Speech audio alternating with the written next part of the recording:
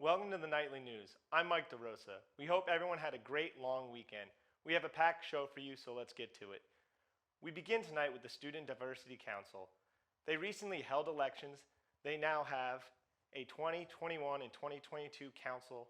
Serving will be Andrea Rojas as president, Riley Hughes as vice president, Sabrina Bowman as secretary, and Felicia Barhay as public relations chair. And so I think that SDC is able to both benefit the Furman community through supporting students of color outside of the organizations they represent. I think there's always more work to be done in order to create a heightened sense of community and belonging instead of that alienation that I think both current and incoming students have felt due to COVID-19 this past year. Congratulations to those elected. Spring is in full bloom, meaning that we will be seeing a lot more pollen, flowers, and produce. Jackie FAUSTIN has this week's business feature on our very own Furman Farm and its Farm Manager Fellowship Program.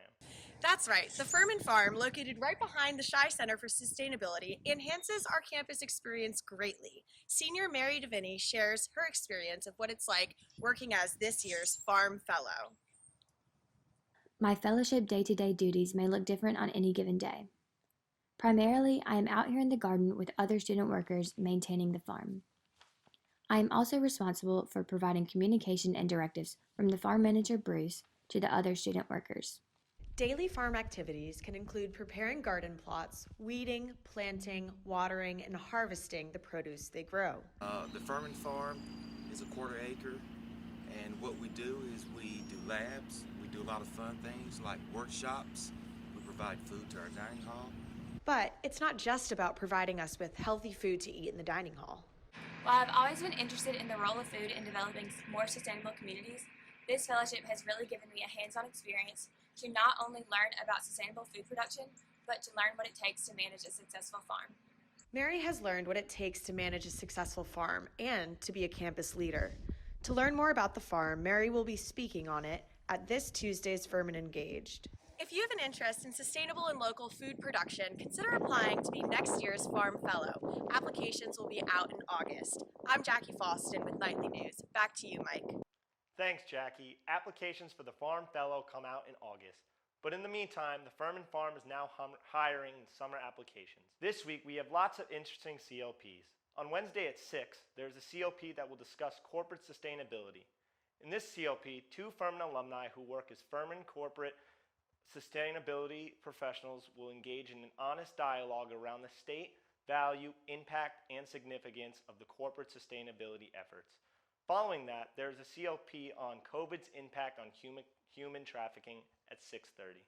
And on Friday at 12:30, there's a CLP that will address the reality of imposter syndrome, where a Furman alumni will share how it has impacted her personal journey to becoming a physician. If you hate taking out your trash as much as I do, then here's a Nightly News reporter, HADLEY Robbins, with the story for you. Trash and Dash is a trash valley business that is on campus, and our mission is dashing for a sustainable tomorrow. Our mission statement is for every customer we serve, 1 tree will be planted. We strive to educate and promote sustainability through our valley service. Trash and Dash offers 2 tiers. Tier 1 is trash and recycling, and Tier 2 is trash, recycling, and compost. How we educate our customers is we provide recyclable bins that are labeled with what can be recycled and what cannot be, because a big problem at a lot of universities is that students don't understand what they can recycle and what they can't. I think Trash and Dash is such a cool idea and it's really unique. I personally don't think that I would use it just because I prioritize saving money as a college student, and my roommates and I are pretty good about taking our trash out since we live pretty close to our trash can. But Spencer says many students will sign up, and when they do, all they have to do is place their trash outside their door. And we pick it up. We pick it up from 8 to 9 p.m. While Spencer has created a whole plan for Trash and Dash, there's still a lot to be done before the business takes off and he can start taking people's trash out. I haven't come to a conclusion about how much we're going to be charging, but I'm leaning towards a semester fee to make it nice and simple. To avoid the liability of hiring an outside trash service, Spencer plans to hire students to be the ones taking out the trash. We will be hiring students on campus, and I'm thinking probably $15+ per pickup, and picking up trash probably takes about an hour. So it's like almost 15 an hour or more. I just want to get the student feedback first because I want to make this as affordable for the students as can be. But the ultimate goal for this is to show Furman that students value this service. For more information, visit Trash and Dash's Instagram page. Spencer hopes to have the business completely up and running by the fall. Thanks, Hadley. If I weren't graduating in the fall, I would be interested in using the service considering the current state of my apartment's trash. This week's Paladin profile focused on a talented musician named Kenny BRYAN from Columbia, South Carolina. Anthony ZITO has the story. The FUSAB chair of the concert committee said music has been in his blood all his life. I've been doing it since I was a little kid, because my dad is a musician. You know, he plays guitar. He would always be playing around the house, and he always encouraged me to do the same. He would walk me through, you know, writing songs, doing that kind of thing when I was like a kid, you know, 4 or 5. And as I got older, I just kept doing it on my own. And it's really one of those things where, you know, you're bad at it until all of a sudden you're not. And it's fun. It's something that I just like to do. Keeps my mind free. And yeah, just a great little hobby. Despite his laid-back approach to music, Kenny has written several songs and released an album earlier this year. So I definitely knew coming in that I didn't want to be the music major because, you know, when you make it a priority and you make it an obligation, at least for me, that takes some of the fun out of it. So I like to keep it as something where, you know, if I have a real busy day, I'll come back and just play some music. I mean, last night, it was midnight when I got back to my room from doing stuff, and I just, you know, picked up my guitar and just started playing some songs. And that's what I like it to be, just something to unwind. You can listen to his new album titled Duct Tape Bridge on Spotify or Apple Music, or you can enjoy it in person once the pandemic is over. In FUSAB news, this Sunday they will be hosting a Color Me Crazy 5K run. Sign up with the link in their Instagram bio and meet FUSAB by Trone at 7 p.m. this Sunday. And finally, the moment you have all been waiting for, FUSAB has officially announced their spring concert date, April 21st. While they have not released the artist quite yet, we know that it will be worth the socially distant hype. In this week's Did You Know segment, we're also highlighting a special Paladin who is also a composer, Blake Bueller, a junior here at Furman.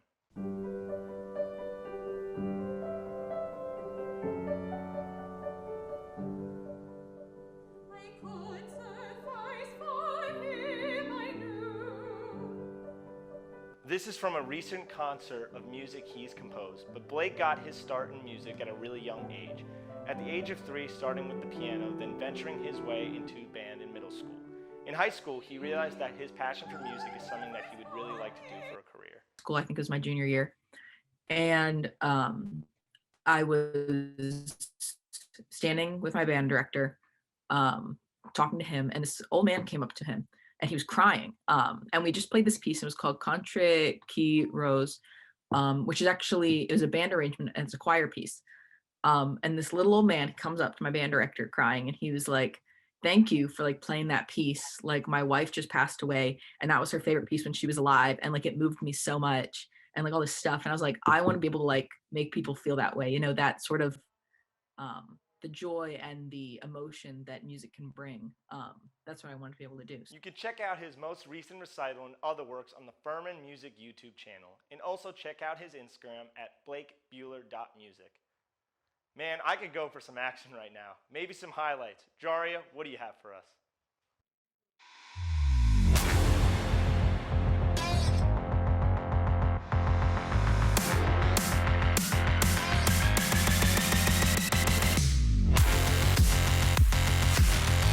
Thanks, Mike. Today we have a lot of high-flying athletes and some amazing stories to tell. But first, I have some highlights for you, starting with football. The Paladins set up a little run-pass option action, and Sisson throws the ball to DeLuca for a big pickup, and defenders try to drag him down. They need an army to tackle him. The Furman offense runs a counter sweep to the outside with Wynn as the ball carrier, gets a few blocks, and he gets the Dents a first down. Center snaps the ball to Hamp Sisson, and he drops back, surveys the field, and launches the ball to Ryan Miller for an incredible catch and a touchdown for the Paladins. The Paladins lose another tough one to Mercer 26-14. With next week's home game being canceled, the football team will end their season this weekend at the Citadel. Lamont gets a little space and nails an easy score. Swam, the freshman, gets an easy save. Demis gets the assist by setting up Megan Beal for the goal. Demis gets one more assist to Lamont to get a smooth goal. Shaw passes it to Lamont, and she makes it look easy by scoring a point for the Dens. Real goal-palooza out there. Demis says, you know what, I can get a point too, and bounces the ball in behind the Coastal Carolina goalie. The Lady Paladins win their game 13-10 against the Chandlers. Also, a big shout out to Hannah Dennis for breaking the all-time assist record at Furman. Tuff pitches the ball and strikes out the UNCG batter. Tuff pitches again, but this time the batter hits it, but it goes straight to Tuff's, and she throws the ball to first baseman to end the UNCG's inning. The UNCG pitcher pitches the ball, but the Paladin batter doesn't swing. This results in Ludic stealing second base, and she is safe. Now watch this. The UNCG pitcher pitches it to Mackenzie Greco, and she knocks it out the stadium for a home run. The softball team delivers a 4-1 and 11-7 win in their first two games against the UNCG, but fell to them 0-4 in the final game of the series. Furman women's soccer has an incredible season so far. KAYLEE Coleman has the story. Furman women's soccer has proven themselves to be a powerhouse this year, going undefeated into tournament play. We have a really young team. We had about 8 or 9 freshmen come in after we lost like 10 people last year. So we really just wanted to welcome these freshmen in with open arms, and they're all really, really good players, and each and every one of them impacts our team. And we also just wanted to come out here and show our 2 seniors how much we wanted to work for them this year and get them that SoCon ring. Small but mighty, the team's hard work is paying off as they are ranked number 23 nationally. It means so much to us because we worked so hard in the fall when our season got canceled, and it was day in, day out fitness, just hard trainings because we knew what the season was going to look like, and we wanted to come in prepared and make sure that we showed everyone in the nation that we're the top team in the SoCon and one of the top teams in the nation. And the team is going to prove their number 23 ranking this weekend, starting in their own home stadium. We're really excited for the semis this weekend. On Saturday, we played Chattanooga here at 7, and we're really just excited because we want to prove to everyone that we are the number 1 team in the SoCon.